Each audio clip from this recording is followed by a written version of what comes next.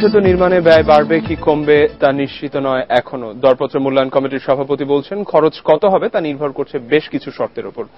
তিনি বলেন, নির্মাণ সামগ্রীর দাম বাড়ায় সেতুর খরচ শতকরা 5 ভাগ বাড়তে পারে, আবার একই কোম্পানি একাধিক কাজ পেলে কমতেও পারে।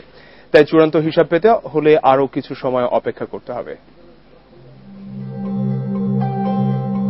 পদ্মা সেতুর আনুমানিক খরচ ধরা হয়েছে $290 কোটি। এর মধ্যে $120 কোটি দেবার কথা বিশ্ব ব্যাংকের। এডিবির 61.5 কোটি, জাইকা 40 কোটি আর আইডিবির $14 কোটি দেবার চুক্তি আছে। কিন্তু মাঝে দুর্নীতি চেষ্টার অভিযোগ তুলে ঋণ চুক্তি বাতিল আর ফিরে আসার মধ্যে সময় নষ্ট হয়েছে 1.5 বছরের বেশি। তাই আগের অনুমিত খরচে সেতু করা যাবে কিনা এ নিয়ে এরই মধ্যে কথা উঠেছে। তবে দরপত্র মূল্যায়ন কমিটির সভাপতি বলছেন, খরচ বাড়া বা কমা নির্ভর করছে কিছু বিষয়ের উপর। বলা মুশকিল, বাট আমার ধারণা শতকরা 5 ভাগের বেশি বাড়বে না, কমতে পারে। এই জন্য জাঞ্জিরা থেকে যে অ্যাপ্রোচ রোড, এটা প্রায় 12.5 কিলোমিটার, অনেকগুলো ব্রিজ আছে, সেটাকে এস্টিমেটেড কস্ট ধরা হয়েছিল $159 মিলিয়ন।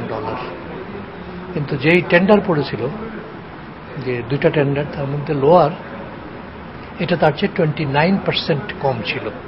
অর্থনীতিবিদ আহসান এইচ মনসুর বলেছেন, পদ্মা সেতুর খরচ হিসেবে যে টাকা ধরা হয়েছে তার বড় অংশ ব্যয় হবে সেতুর মূল কাজে। তবে সংযোগ সড়ক সহ আরো কিছু কাজও করতে হবে। সবকিছু চূড়ান্ত হলেই বোঝা যাবে খরচ আসলে কত হবে। সবচেয়ে বড় কম্পোনেন্ট হচ্ছে মেইন ব্রিজটা, সবচেয়ে কস্টলি। আর সেকেন্ড কম্পোনেন্ট হচ্ছে রিভার ট্রেনিংটা, আর বাকিগুলো হচ্ছে অ্যাক্সেস রোড, এইগুলো জিনিসগুলো আসতেছে ওখানে।